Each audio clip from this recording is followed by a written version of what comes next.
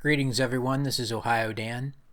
In the first part of a video that I made that this video is going to follow up on, I talked about the different segments of the manosphere, the different sort of categories that men kind of place themselves into.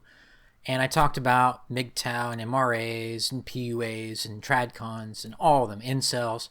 And I just sort of gave my own personal opinion on whether each of those groups has an overall positive or negative impact on the community and on the men in this community. And my conclusion, even if you disagree with the way that I describe some of the groups as either being overall positive or negative, my overall conclusion is that if you give solid information, if you're helping men make good decisions for themselves and move their life in a better direction, by accurately talking about their options, even if the option that you might choose as a particular man is different than the options another man might choose. Overall, that's a good thing. It's still a positive thing to put information out there that's accurate, that describes where men really stand today in relation to women, in relation to society, to the choices available or not realistically available to them, versus just trying to get men, on the other hand, to continue to pander to women or to continue to want to benefit society instead of living for his own sake and his own well-being, right? That's the difference between the healthy versus unhealthy aspects of the manosphere in terms of there being kind of an overall litmus test. Does the information that a particular content creator or a particular segment that content creator represents, does that information that he's putting out there help men make good decisions for themselves, or does it hamper men in terms of making good decisions for themselves by getting them to still want to basically get approval from women or from society instead of just living their best life, recognizing that society really doesn't have your best interests in mind in many cases as an individual man today? In this part of the video, I wanted to talk about sort of a more overall broad assessment of the state of the manosphere today. And I wanted to talk about the idea, the concept of the red pill in particular, and how that's become harder to define. And more recently, I've seen people talk about how, well, if I'm MGTOW, am I even red pill anymore? If I'm an MRA, am I red pill?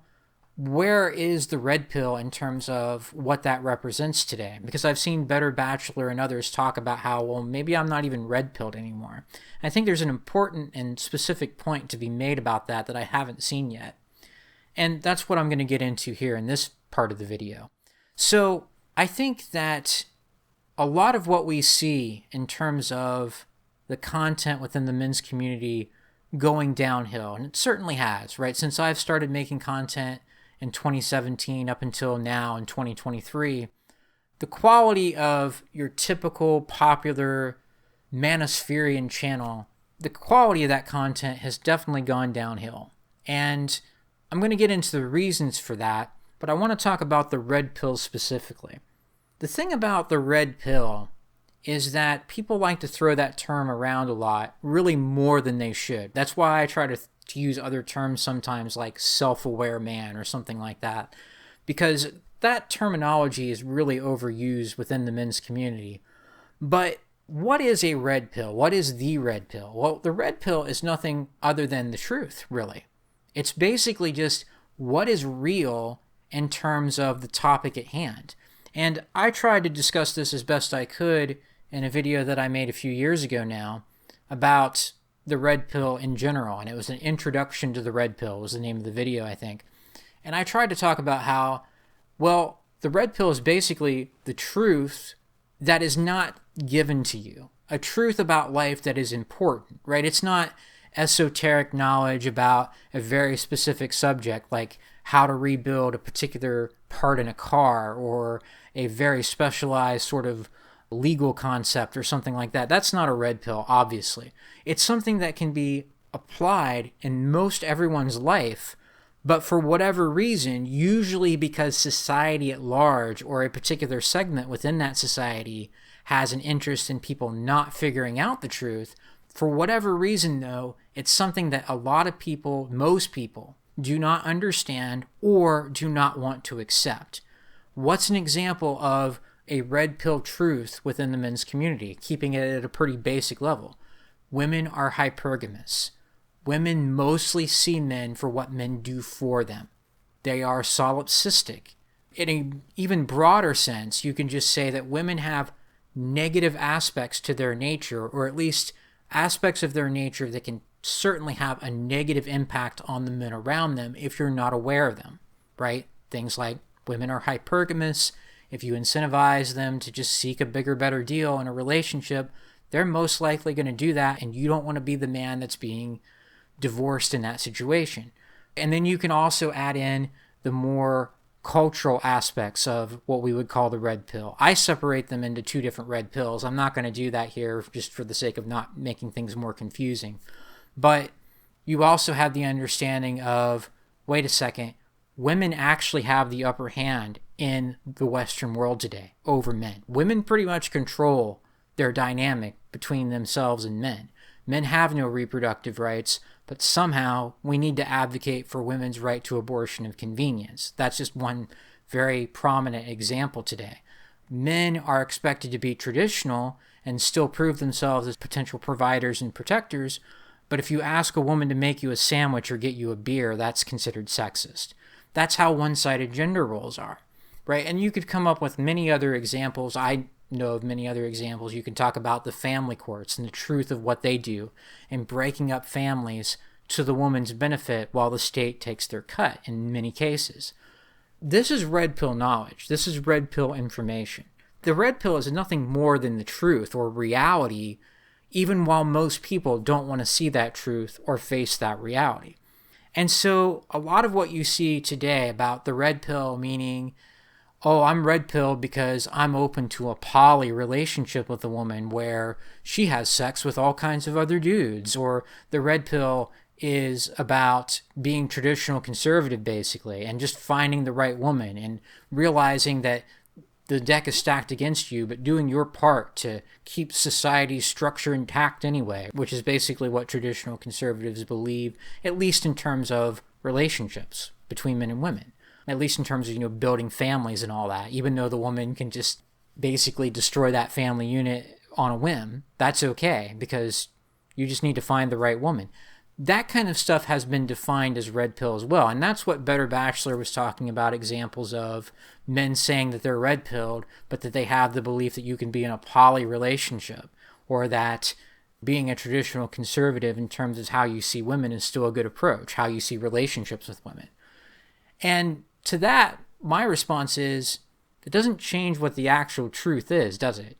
It doesn't change the fact that these relationships are really untenable from an actual red pill perspective, right? The truth, the actual representation of the red pill has not changed at all. In fact, it's just gotten worse and more sort of one-sided against men. The facts have become even harsher for men to deal with if they're still trying to seek out conventional relationships and interactions with women.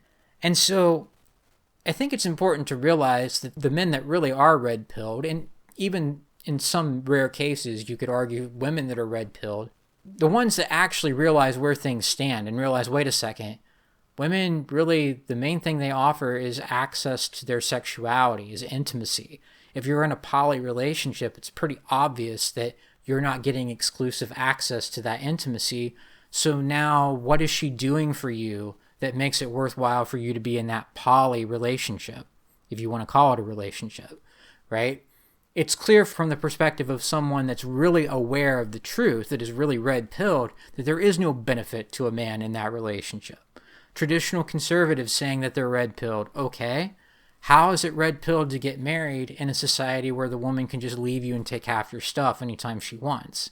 To just keep it at a very basic level without going into the details of why men shouldn't get married in many cases, or if you want to argue that they should, is that really a red pill perspective? Well, of course it's not. The red pill requires you to acknowledge that at the very least, marriage is extremely dangerous for men today, and if they choose to get married, there's very little protection available to them. It should be, at best, a last resort sort of choice. And so I think it's really important to realize that, no, we are still red-pilled if we recognize the facts. The red pill is basically the truth that people don't want to accept in a sense that really has a great impact on your life, and that gives you a great benefit if you're aware of this, what you would call red pill knowledge. And so we are not no longer red pill because other people choose to redefine the red pill in ways that are stupid or that don't represent any understanding of the truth whatsoever in the way that I've just described it, right? In terms of what's in men's interest, it's clear that marriage is still dangerous. It's clear that if women are going to sleep with other dudes, that there's no reason for you to be in a relationship with them, even if you can sleep with other women. Why are you in a relationship at all? Being red-pilled, so to speak, on these issues means recognizing that there's no advantage, there's no benefit for men in those situations, and rejecting that type of thing outright. And so if that's still where you stand as a man today, you're still red-pilled. These fools that are coming in and saying that these kinds of things are tenable or they're viable options for men because they're red-pilled, or they advise you to just pick women up and chase women as PUAs because they're red-pilled, they're not red-pilled. You guys are the ones that are truly red-pilled.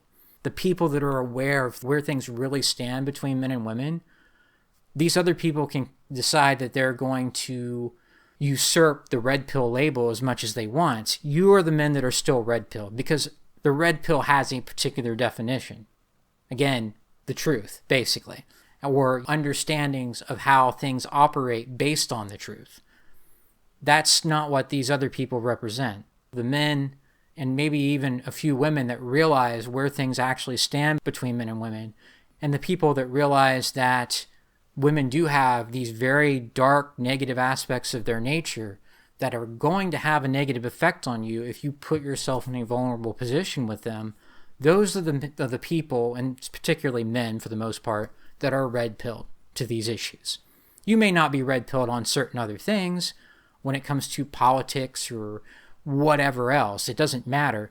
But all a red pill really represents is the truth. And those that are still aware of the truth and make statements and observations based on that knowledge, based on those truths, those are the really actual red-pilled people, red-pilled men. Everybody else is basically just a clown and they have no clue.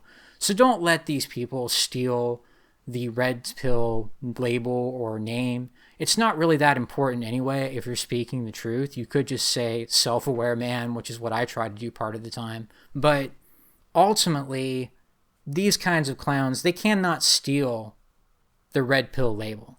The red pill is a specific thing, right? They can't just say they're red pill and then profess falsehoods. That's not the way that it works. They can try to steal that label. They can pretend like they know the truth, but they're either just trying to exploit other men for profit or they're completely clueless.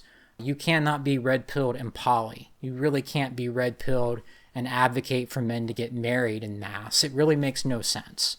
So that's what the thing I wanted to say about some of this stuff about the red pill no longer meaning what it used to. It actually does. It's just that there's been this attempt to usurp the meaning for people's either potential profit or because they're stupid, right? For the sake of their own stupidity. But these people are not red pill that are coming out and saying these kinds of things.